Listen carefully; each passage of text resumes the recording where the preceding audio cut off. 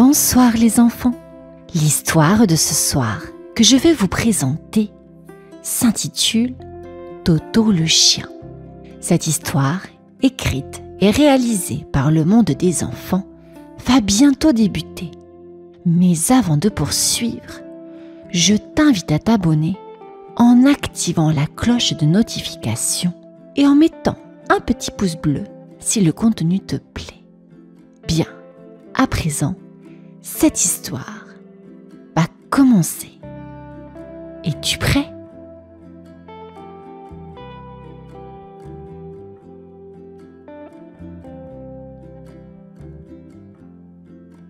Toto était un petit chien au pelage tout doux, mais un peu sale et tout ébouriffé. Depuis tout petit, il vivait dans un carton juste à côté d'une grande poubelle. Ce n'était pas un endroit très confortable, mais c'était le seul qu'il avait trouvé pour se protéger de la pluie et du froid. Chaque matin, Toto sortait de son carton, s'étirait, secouait ses petites pattes et se mettait à regarder les gens passer dans la rue avec l'espoir de voir quelqu'un de sa famille. Il se souvenait vaguement d'une douce odeur et d'une douce chaleur qui ressemblait à un câlin. Mais ça faisait si longtemps. Peut-être que maman ou papa vont passer aujourd'hui, pensait-il chaque fois. Mais les gens passaient sans même le regarder. Et le jour tombait sans qu'aucun visage familier n'apparaisse. Heureusement, Toto n'était pas complètement seul. Non, 3 petits chats noirs qui habitaient dans un bel appartement avec leur maître venaient souvent lui rendre visite.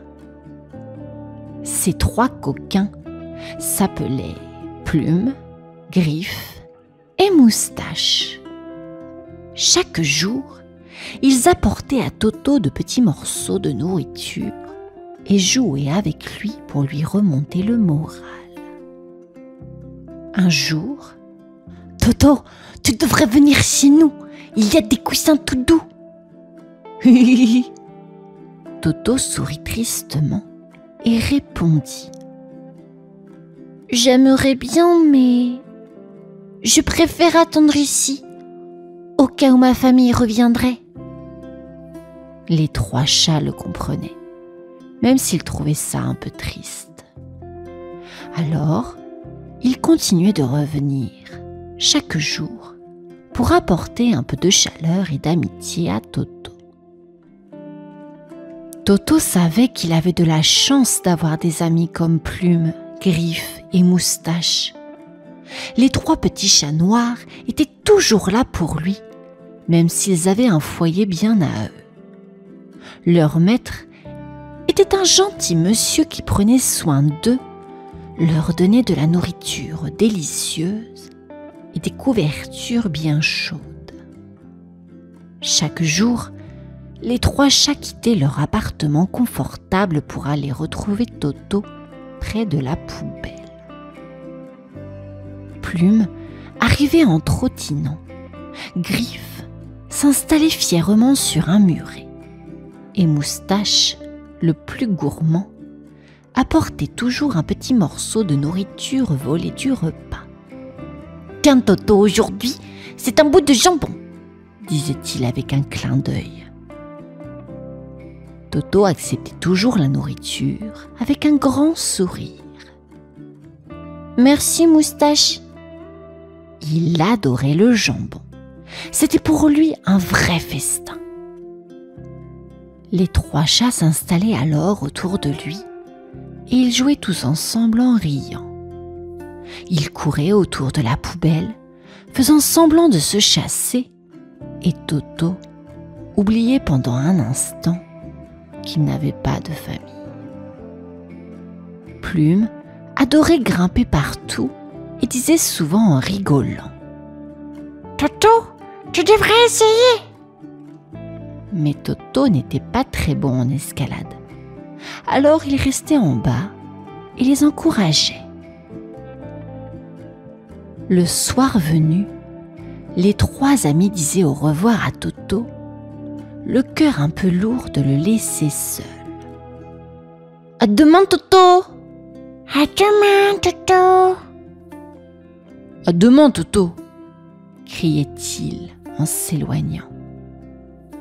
Et Toto, tout joyeux de leur visite, leur répondait avec une petite voix. « À demain !» Puis, il se blottissait dans son carton, le cœur un peu plus léger grâce à l'amitié de ses 3 fidèles amis. Un matin, alors que Toto somnolait dans son carton, il aperçut un chien qui passait dans la rue. Toto ouvrit grand les yeux. Ce chien lui ressemblait énormément. Il avait le même pelage tout ébouriffé, les mêmes petites oreilles tombantes et le même regard doux.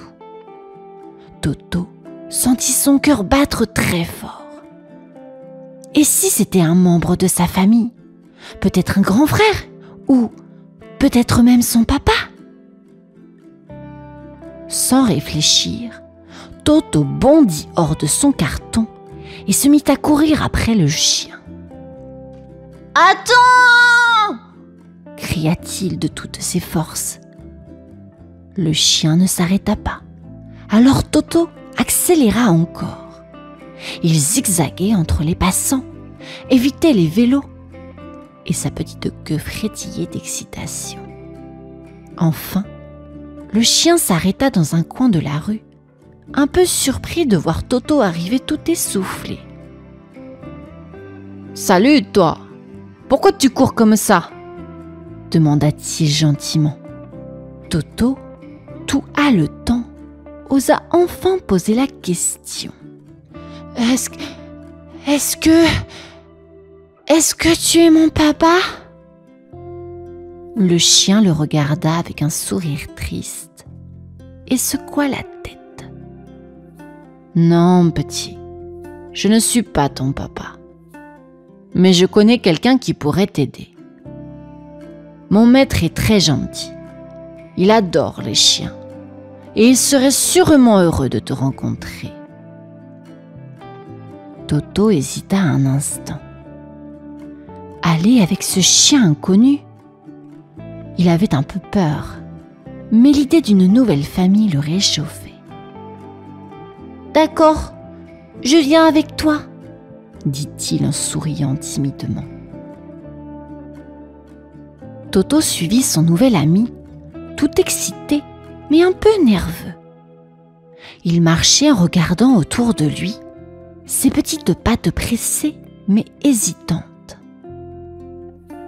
Ils traversèrent des ruelles, passèrent devant des maisons et des jardins.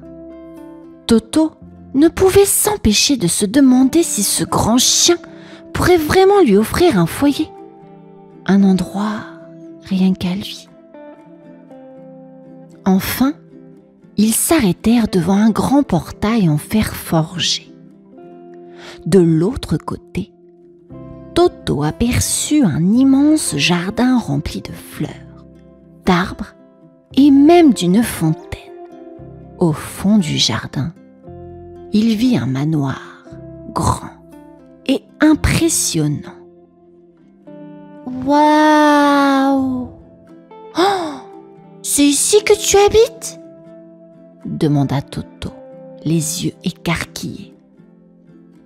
Le grand chien hocha la tête, amusé par l'étonnement de Toto. « Oui, c'est ici. Viens, ne sois pas timide. Mon maître aime tous les animaux, même ceux qui viennent de la rue. » Toto hésitait encore. Le manoir lui semblait tellement grand et impressionnant. Il baissa les oreilles et murmura. « Mais je ne suis qu'un petit chien de la rue. Est-ce qu'il va vraiment vouloir de moi ?» Le grand chien lui donna un petit coup de patte amical. « Bien sûr qu'il va vouloir de toi. Allez, courage !» Toto prit une grande inspiration et fit un premier pas dans le jardin. Il était un peu effrayé, mais la gentillesse du grand chien le rassurait. Il avança prudemment, le cœur battant, se demandant si ce grand manoir pourrait devenir sa nouvelle maison. Toto suivit le grand chien dans le jardin du manoir, les yeux émerveillés par tout ce qu'il voyait. Partout, il y avait des animaux. Des chats, des oiseaux, un lapin et même un petit hérisson qui dormait paisiblement dans un coin. Chaque animal semblait parfaitement à l'aise, comme s'il vivait ici depuis toujours. « Bienvenue au manoir !» dit le grand chien en souriant. « Ici, chacun a sa place. Et personne n'est laissé de côté. »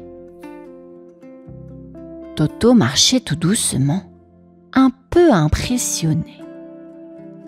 Jamais il n'aurait imaginé un endroit pareil. Non, non, non. Les chats jouaient avec des pelotes de laine colorées. Les oiseaux chantaient dans les arbres. Et il y avait même un petit coin où des bols remplis de croquettes attendaient les animaux affamés. Le grand chien l'emmena jusqu'à la porte du manoir. À ce moment-là, un vieil homme en sortit, un sourire chaleureux sur le visage. Il s'accroupit doucement pour être à la hauteur de Toto. « Eh bien, qui avons-nous là ?» demanda-t-il d'une voix douce. Toto baissa timidement la tête, mais le vieil homme tendit la main. Et Toto sentit tout de suite qu'il pouvait lui faire confiance. « Bonjour, petit Toto. Tu es ici chez toi maintenant. » Le cœur de Toto battait de joie. Il n'était plus un simple chien des rues, mais un membre de cette grande famille. Il leva les yeux vers le vieil homme et lui donna un petit coup de langue sur la main pour le remercier. Le vieil homme éclata de rire. « Oh Toto, tu vas beaucoup nous faire rire ici !» Toto s'adapta vite à sa nouvelle vie au manoir. Chaque matin, il se réveillait dans un panier douillet près du feu, entouré de ses nouveaux amis. Le vieil homme, qu'il appelait maintenant Papy, venait toujours lui donner une petite caresse en disant « Bonjour Toto, bien dormi ?» Toto n'avait jamais été aussi heureux. Il jouait dans le jardin avec les autres animaux, faisait des courses avec les chats, sautillait avec le lapin et écoutait les chants des oiseaux. Tout le monde l'aimait et il se sentait enfin chez lui. Un jour, alors qu'il se promenait près du portail, Toto aperçut Plume, Griffe et Moustache, ses amis les trois petits chats. Ils avaient l'air surpris de voir Toto dans ce grand jardin. Toto courut vers eux, tout excité. « Regardez !» dit-il joyeusement. « C'est ici que j'habite maintenant !» Les trois chats se regardèrent et miaulèrent de joie. « Waouh, Toto, tu as un vrai palais !» s'exclama Moustache en riant. « Tu as même un panier rien qu'à toi ?»« Oui, » répondit Toto en remuant la queue. « Et Papy, le maître du manoir, dit que je suis de la famille. » Les chats étaient ravis pour lui et promirent de venir lui rendre visite. Toto leur fit un gros câlin, le cœur rempli de bonheur. À présent, Toto savait qu'il avait trouvé sa place. Plus besoin d'attendre dans un carton. Il avait enfin une famille et un foyer où il était aimé.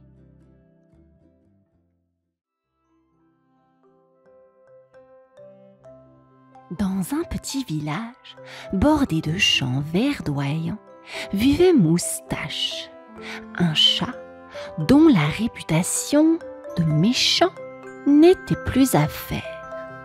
Ses pattes agiles et ses yeux perçants lui permettaient de voler les réserves des habitants, créant des problèmes partout où il passait.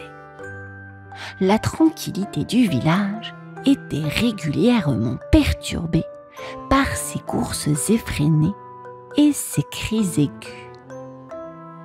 Non loin du village, dans une maison en bois décorée de fleurs et d'herbes magiques, vivait Lily, une jeune sorcière au cœur tendre, et son ami Pistache, un rat espiègle. Lily adorait concocter des potions et aider les créatures du village avec ses sorts bienveillants. Un jour, alors qu'elle observait Moustache s'enfuir avec un sac de provisions volées, Lily se sentit triste pour les villageois. Pistache, voyant la frustration dans les yeux de Lily, proposa une idée audacieuse. Créer une potion pour changer le cœur de Moustache. Lily, touchée par la suggestion, accepta avec détermination. Ce qu'elle ignorait, c'est que cette potion allait déclencher une série d'événements qui changeraient la vie de Moustache et des villageois pour toujours. Dans la douce lumière du matin, Lily et Pistache se mirent au travail. Ils se dirigèrent vers la forêt enchantée pour récolter les ingrédients nécessaires à leur potion magique. Les arbres murmuraient doucement et des lucioles scintillaient comme des étoiles en pleine journée, éclairant ainsi leur chemin. Lily choisit soigneusement des pétales de lune, des feuilles de menthe enchantées et un petit éclat de poussière d'étoiles. Pistache, debout sur ses pattes arrière, attrapa des baies argentées qui, selon les légendes, avaient le pouvoir de révéler la vraie nature d'un cœur. De retour dans leur maison, Lily fait chauffer un chaudron en cuivre. La mixture bouillonnait doucement, émettant des éclats de lumière scintillante.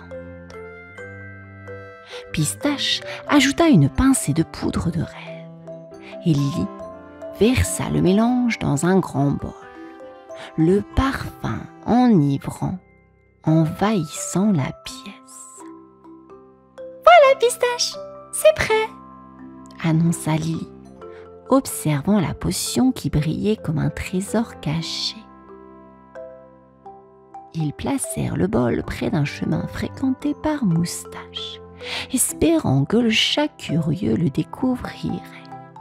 Mais alors qu'il se cachait derrière un buisson, un bruit étrange fit sursauter Lily et Pistache. Moustache était déjà là. Le soleil déclinait lentement lorsqu'un bruit de pattes se fit entendre. Moustache, les yeux brillants de malice, s'approcha du bol de lait parfumé. Ses narines frémissaient d'anticipation alors qu'il s'apprêtait à se délecter de sa trouvaille. De derrière leur cachette, Lily et Pistache observaient avec une excitation fébrile. Moustache huma le lait, intrigué par son arôme particulier. Avec un sourire satisfait, il plongea sa langue dans le bol et but avidement. Puis, il lissa ses moustaches, persuadé que ce lait allait devenir son prochain festin. Soudain, un léger tremblement secoua le sol. Lily et Pistache se regardèrent, inquiets. Moustache se redressa brusquement, son visage déformé par une expression de surprise. Ses yeux s'agrandirent et il regarda autour de lui, confus. Ce qui était autrefois un regard menaçant se transforma en un regard de perplexité. Mais au lieu de devenir doux, comme Lily l'avait espéré, Moustache fit quelque chose de totalement inattendu. Il se pencha et, d'un coup, commença à peindre des motifs colorés sur le sol avec le lait renversé, comme s'il essayait de créer une œuvre d'art. Lily et Pistache échangèrent un regard étonné. Peut-être que Moustache ne se contenterait pas de changer. Il allait aussi redéfinir la manière dont il exprimait ses émotions. Il devait maintenant comprendre cette nouvelle direction que Moustache prenait. Le lendemain matin, le village était en émoi. Moustache, avec ses nouveaux instincts artistiques, avait passé la nuit à peindre des motifs lumineux sur les chemins en utilisant des baies et des fleurs colorées. Les habitants, d'abord perplexes, furent bientôt fascinés par ces œuvres éphémères, découvrant des paysages fantastiques et des formes merveilleuses dessinées dans la rosée du matin. Lily et Pistache, cachés derrière un buisson, observaient le spectacle avec émerveillement. Moustache, qui auparavant se montrait toujours arrogant et menaçant, était désormais absorbé dans son art. Il était clair que la potion avait provoqué quelque chose d'inattendu, une passion pour la création. Mais au fil des heures, Moustache se mit à comprendre la surprise des villageois. Les sourires émergents et les murmures de joie qu'il entendait ne faisaient qu'accentuer une étrange sensation de malaise en lui. Il se rendait compte que, malgré ses nouvelles actions, il n'était pas encore accepté. La solitude d'autrefois semblait persister, même au milieu des beautés qu'il avait créées. Moustache, perplexe et touché, décida de faire quelque chose qu'il n'avait jamais fait auparavant. Aller directement vers les villageois pour leur parler de ses intentions. En face à face, il espérait comprendre leur véritable réaction et, peut-être, trouver un moyen de s'intégrer réellement. Alors que Moustache poursuivait son œuvre d'art colorée, Pistache ne pouvait s'empêcher de s'inquiéter. Les traits de Moustache, bien que créatifs, ne semblaient pas vraiment toucher les cœurs comme Lily l'espérait. Pistache, les pattes croisées, observait avec une pointe de scepticisme. « Lily, es-tu sûre que ça va marcher ?» demanda Pistache. « Moustache a l'air de s'amuser, mais je n'ai pas l'impression que les villageois le comprennent vraiment. » Lily, perdue dans ses pensées, regardait Moustache en train de peindre un majestueux dragon bleu. « Je crois que la potion a changé quelque chose en lui, mais peut-être qu'il doit encore trouver son chemin. » Le soir venu, Lily et Pistache se dirigèrent vers les villageois pour discuter des œuvres de Moustache. Au lieu d'une réaction hostile, ils découvrirent que les habitants avaient été touchés par l'effort sincère de Moustache. Ils étaient curieux, intrigués par la transformation du chat et ses tentatives pour se rapprocher d'eux. Lily et Pistache réalisèrent alors que le véritable changement n'était pas seulement dans les actions de Moustache, mais dans la manière dont il cherchait à se comprendre lui-même. Ils décidèrent de donner une chance à Moustache, en espérant que la compréhension mutuelle suivrait. Le lendemain, Moustache se promenait timidement dans le village, les oreilles basses.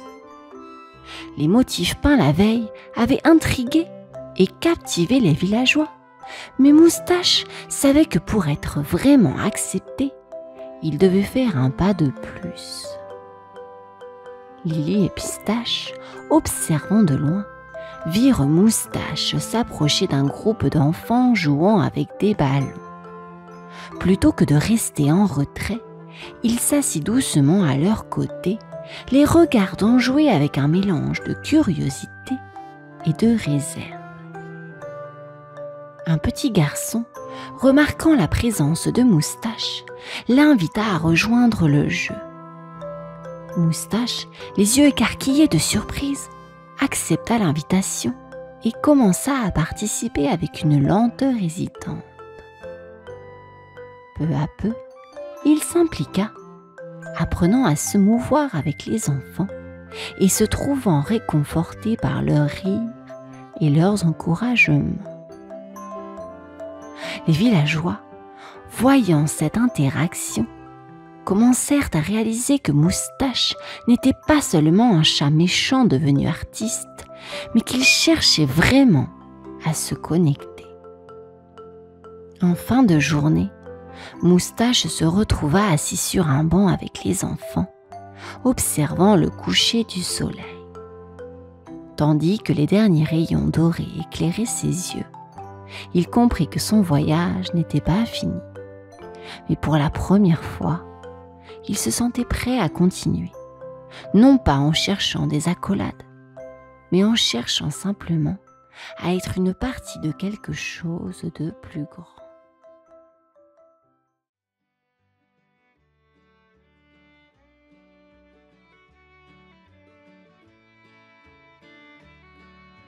Mona est une petite tortue qui vit sur une plage ensoleillée de Grèce. Elle adore la chaleur du sable sous ses pattes et la douceur des vagues. Mais il y a une chose qu'elle aime moins, se montrer aux autres. Mona est très timide. Elle préfère se cacher dans sa carapace plutôt que de parler aux autres animaux.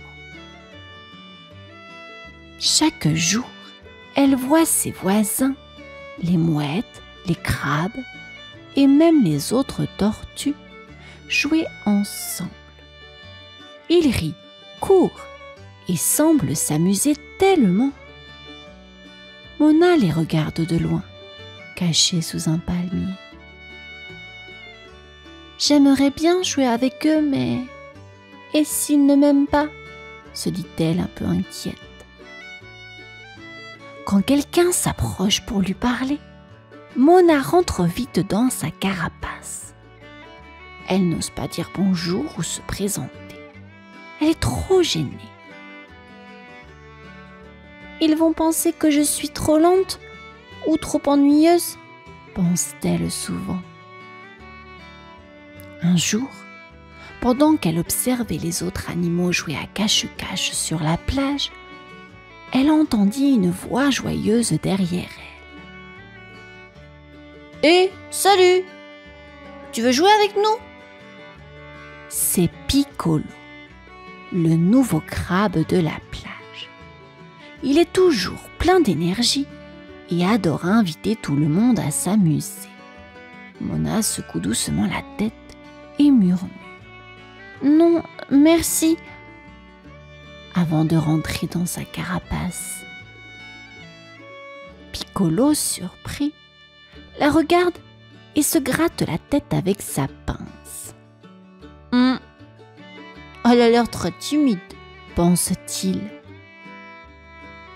Mais Piccolo n'est pas découragé. Il a une idée. Il veut trouver un moyen pour que Mona s'amuse avec eux. Le lendemain matin, Mona sort timidement de sa carapace pour prendre un peu de soleil. Tout est calme. Soudain, elle aperçoit quelque chose de rouge qui bouge dans tous les sens sur la plage. C'est Piccolo, le nouveau voisin. Un crabe tout rouge avec deux grosses pinces qui brillent sous le soleil. Il court partout, parle à tout le monde et semble toujours de bonne humeur. « Salut tout le monde! Qui veut jouer la balle avec moi ?» crie Piccolo en s'agitant. Mona, cachée derrière un rocher, regarde Piccolo avec admiration. Il est tellement à l'aise avec les autres. Moi, je n'arrive même pas à dire bonjour, pense-t-elle tristement. Piccolo remarque Mona qui se cache. Il lui fait un grand sourire et s'approche d'elle. « Salut petite tortue! Je ne t'ai pas encore vue jouer avec nous. Viens, on va s'amuser. » Mona baisse la tête et murmure, à peine audible. « Non, je préfère rester ici. » Piccolo penche la tête, intrigué. « Mais pourquoi tu ne veux pas jouer? Tout le monde est gentil ici, tu sais. »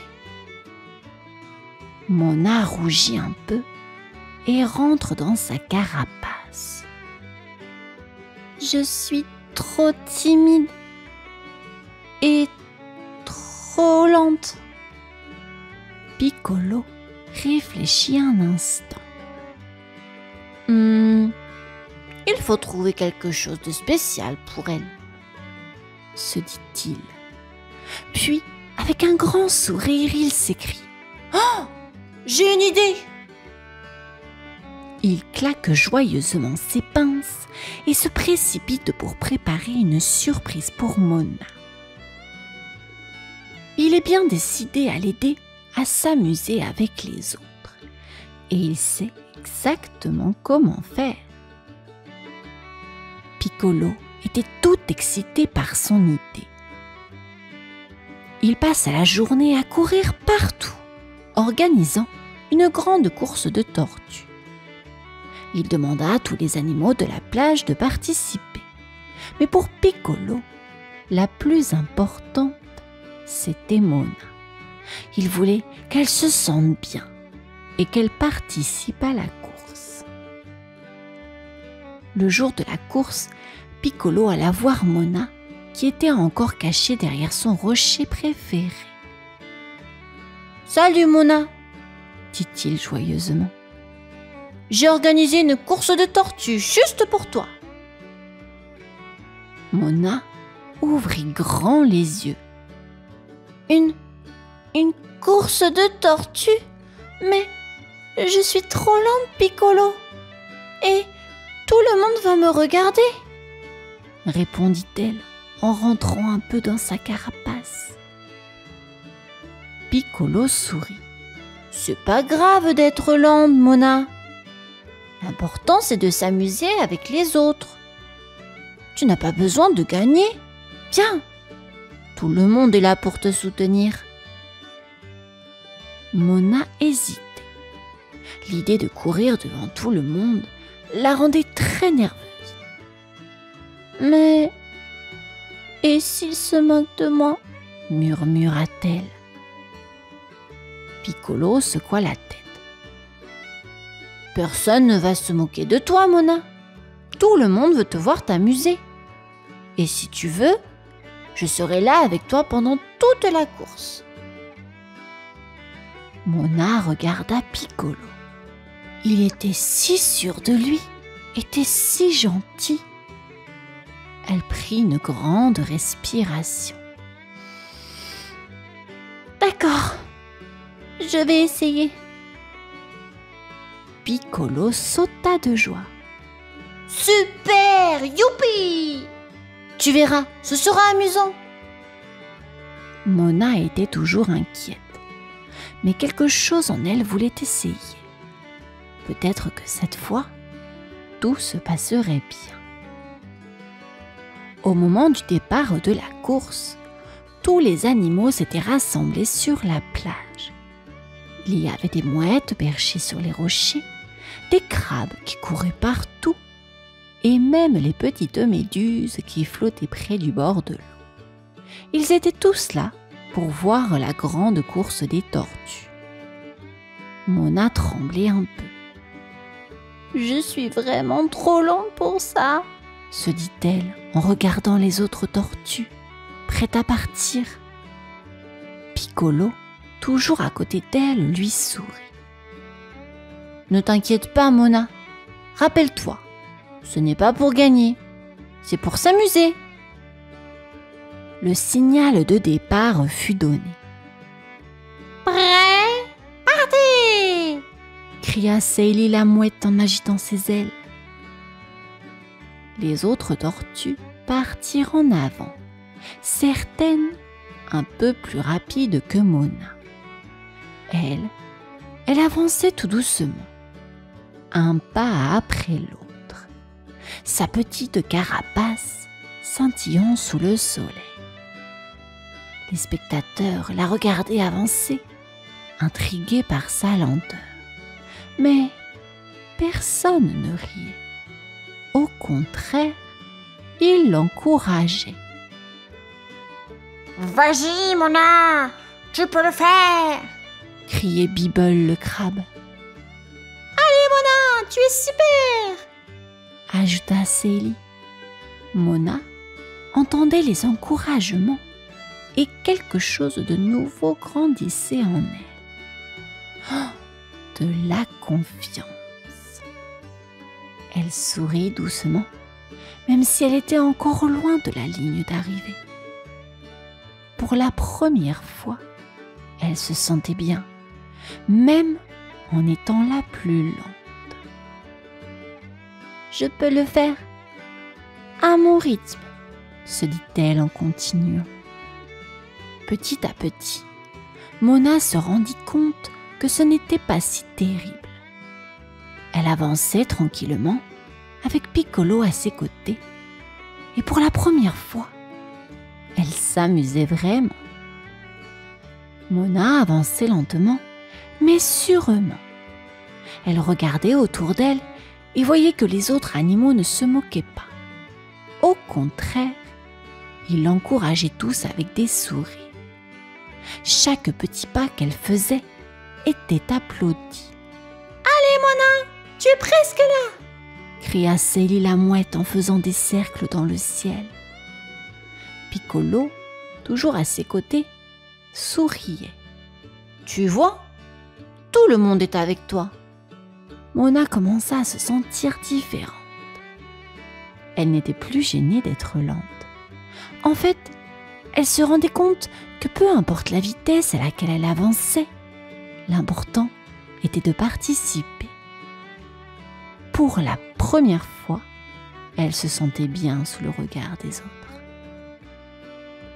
Enfin, après un long moment, elle aperçut la ligne d'arrivée. Les autres tortues étaient déjà là, mais elle l'attendait toute souriante. Mona, surprise, ne s'attendait pas à ce que tout le monde soit si gentil. Quand elle franchit la ligne, tous les animaux se mirent à applaudir. « Bravo, Mona !» cria Bibble le crabe en agitant ses pinces. Mona, tout émue, regarda autour d'elle. « Mais je suis arrivée dernière !» murmura-t-elle. Piccolo rigola et posa une pince sur sa carapace. « Ça n'a pas d'importance, Mona.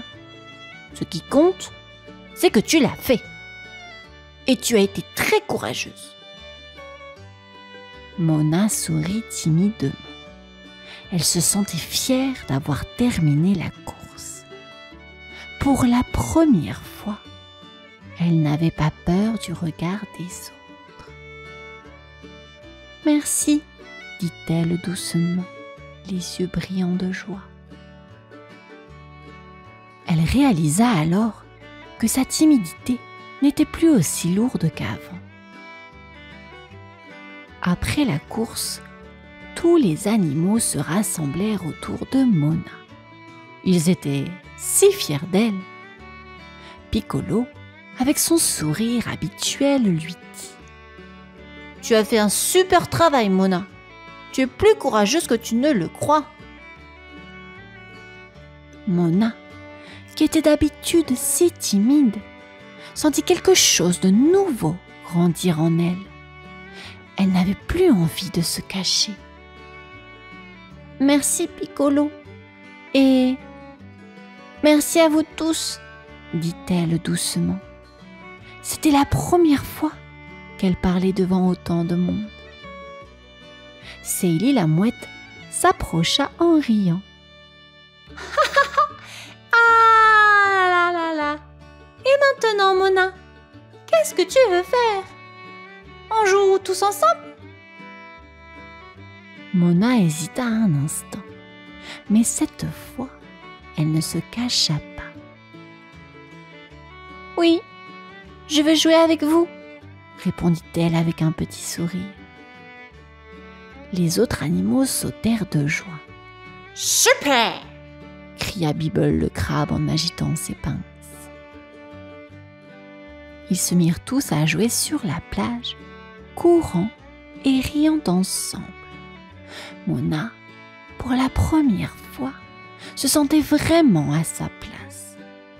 Elle n'avait plus peur d'être lente ou différente. Elle comprit que l'important n'était pas d'être la plus rapide ou la plus bruyante, mais simplement d'être elle-même.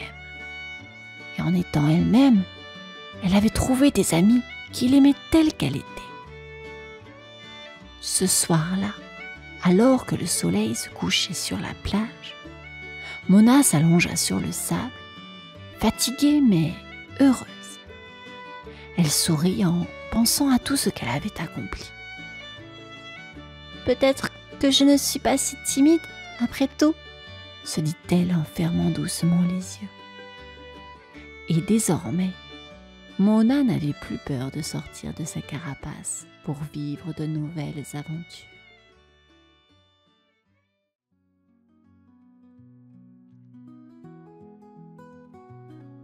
Sam, un jeune cerf, aimait l'automne. Il adorait courir dans les feuilles, sentir le vent frais et regarder les couleurs changer dans la forêt. Mais il y avait une chose qu'il détestait : Halloween. Chaque année, à cette période, des ombres étranges apparaissent dans la forêt. Des bruits de craquements, des sifflements dans le vent. Tout cela terrifiait Sam. « Je n'aime pas Halloween. Bouh !» murmura-t-il en frissonnant. Pendant que ses amis s'amusaient à se déguiser et à raconter des histoires effrayantes, Sam restait caché dans son coin, les oreilles baissées. Il avait toujours peur que quelque chose sorte des ombres pour l'attraper. Les bruits des chouettes et les cris des animaux la nuit le rendaient encore plus nerveux. Les autres animaux riaient souvent de ses peurs. « Ne sois pas si effrayé, Sam. Les ombres, ce ne sont que des branches qui bougent avec le vent, » lui disait son ami Liam le lapin. Mais même avec ces mots réconfortants, Sam n'arrivait pas à calmer son cœur qui battait très fort. Cette année encore, il prévoyait de se cacher au fond de son terrier pour échapper à la nuit d'Halloween. Il regarda autour de lui, effrayé par l'idée d'affronter cette fête sombre. Pourquoi tout le monde aimait-il tant ça ? Pourquoi n'arrivait-il pas à être courageux comme les autres ? Avec un long soupir, Sam regarda la forêt, déjà plongée dans la pénombre. Halloween approchait et il savait qu'il qu'il devait bientôt affronter ses peurs, même s'il n'en avait vraiment pas envie.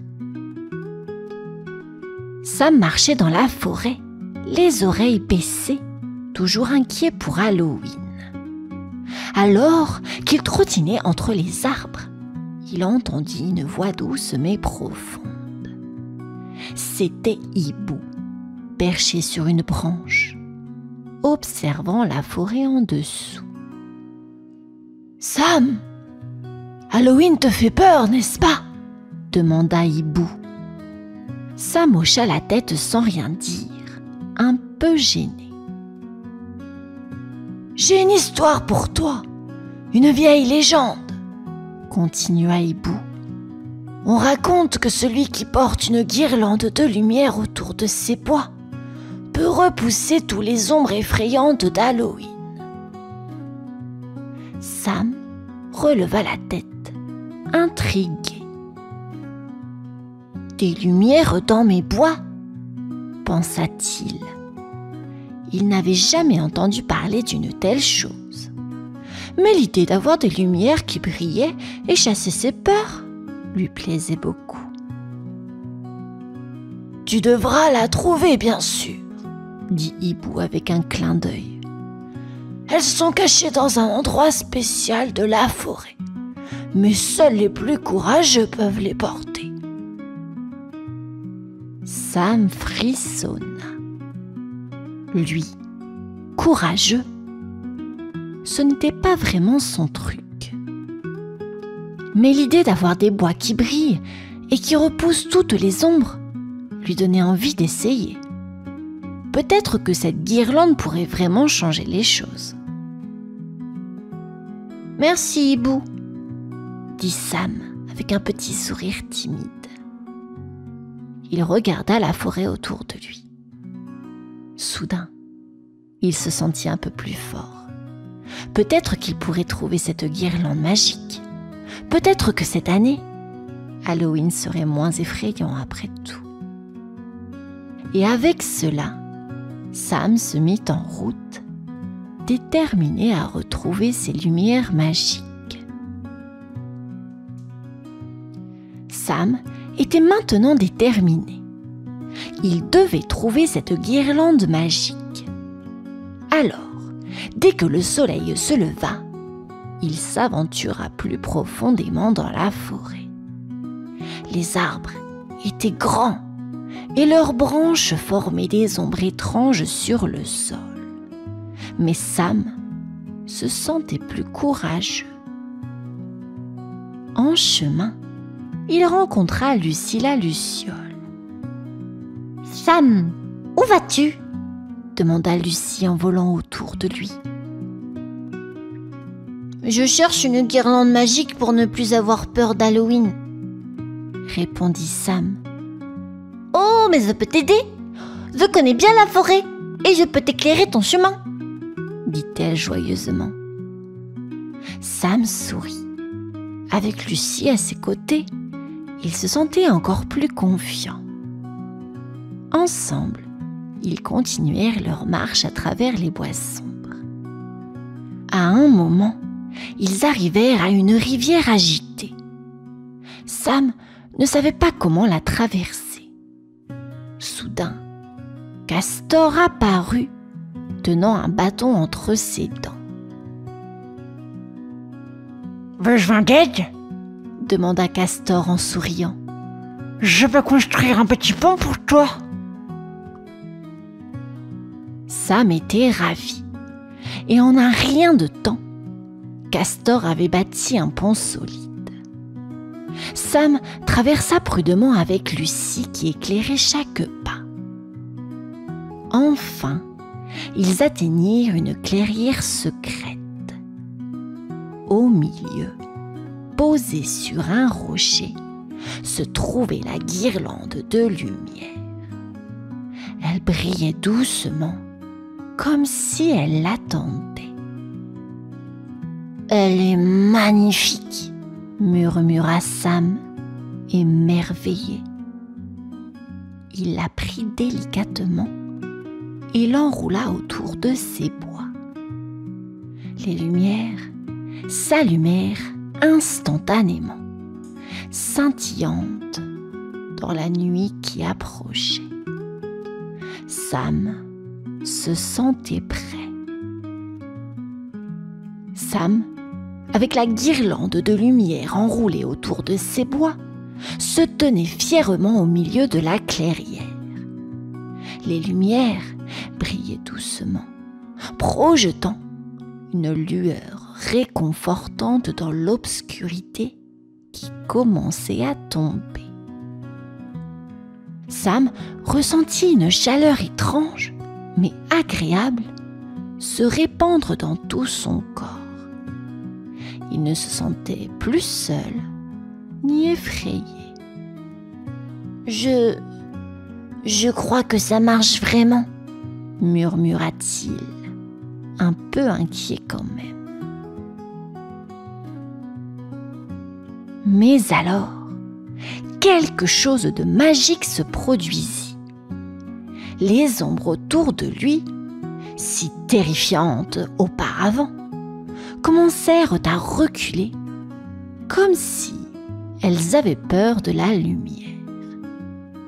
Les formes menaçantes des branches, les bruissements inquiétants dans les buissons, tout cela disparut doucement. Sam regarda autour de lui, les yeux écarquillés. Il n'avait plus rien à craindre. Même les bruits effrayants semblaient plus doux, presque apaisants. Lucie la luciole tournoya joyeusement autour de ses bois. « Tu vois, Sam, tes bois sont magiques maintenant !» En souriant, Sam commença à marcher à travers la forêt. Partout où il allait, les ombres s'écartaient pour le laisser passer. Pour la première fois, Halloween ne semblait plus effrayant. En avançant, il croisa ses amis, Liam le lapin, Souris et Renard. Ils étaient tous éblouis par la beauté des lumières qui entouraient les bois de Sam. « Sam, tes bois, ils brillent! Comment as-tu fait ?» s'exclama Liam. Sam répondit simplement avec un sourire confiant. Il se sentait enfin libre, courageux et prêt à affronter Halloween avec ses amis à ses côtés. Sam marchait fièrement dans la forêt, ses bois illuminés, attirant l'attention de tous les animaux. Les lumières dansaient doucement, comme des étoiles accrochées à ses bois. Partout où il passait, les animaux s'arrêtaient pour le regarder avec admiration. « Regardez, c'est Sam, il brille !» s'exclama Petit Écureuil, sautant de branche en branche pour mieux voir. Bientôt, une petite foule d'animaux commença à suivre Sam, fasciné par ses bois lumineux. Renard, Souris et même Hibou, qui avait raconté la légende, vint voir ce miracle. Les animaux n'avaient jamais vu quelque chose d'aussi beau et magique. « Sam, c'est incroyable !» dit Renard. « Comment as-tu trouvé ces lumières ?» Sam, un peu timide, sourit. « Je les ai cherchées et je les ai trouvées dans une clairière. Maintenant, je n'ai plus peur des ombres. » Les animaux étaient impressionnés. Sam, qui avait toujours eu peur d'Halloween, semblait maintenant si courageux. Ils se sentaient inspirés par lui. La lumière réchauffait leur cœur et pour la première fois, ils se sentaient tous en sécurité, même avec la nuit d'Halloween qui approchait. « Peut-on rester avec toi cette nuit ?» demanda Souris, les yeux brillants d'espoir. Sam hocha la tête avec un grand sourire. Bien sûr. Et ainsi, une joyeuse troupe d'animaux suivit Sam à travers la forêt. Ces bois lumineux les guidaient, éloignant les ombres et les peurs. Cette nuit-là, Halloween n'avait plus rien d'effrayant. Grâce à Sam, tout le monde se sentait protégé et en paix, comme si la magie des lumières rendait la forêt plus douce et amicale. La nuit d'Halloween était enfin arrivée. Les étoiles brillaient dans le ciel noir et la pleine lune éclairait la forêt. Sam, avec sa guirlande de lumière, était prêt à vivre une aventure incroyable avec ses amis. Tous les animaux s'étaient rassemblés autour de lui, leurs yeux brillants d'excitation. Sam se tenait au centre, ses bois scintillant comme des diamants. Les autres animaux l'encouragèrent à mener la marche à travers la forêt. « Allons-y, Sam !»« Allons-y, Sam !» crièrent-ils, impatients de découvrir la magie de cette nuit. En marchant, Sam sentit son cœur battre de joie. Avec ses amis à ses côtés, il n'avait plus peur des ombres. Au contraire, il se sentait fort et courageux. Les lumières de ces bois éloignaient les ténèbres et les créatures de la forêt semblaient danser autour d'eux. Ils arrivèrent bientôt à un grand champ rempli de citrouilles lumineuses. Les citrouilles souriaient, comme si elles les accueillaient. Les animaux commencèrent à jouer, à courir entre les citrouilles, riant et s'amusant.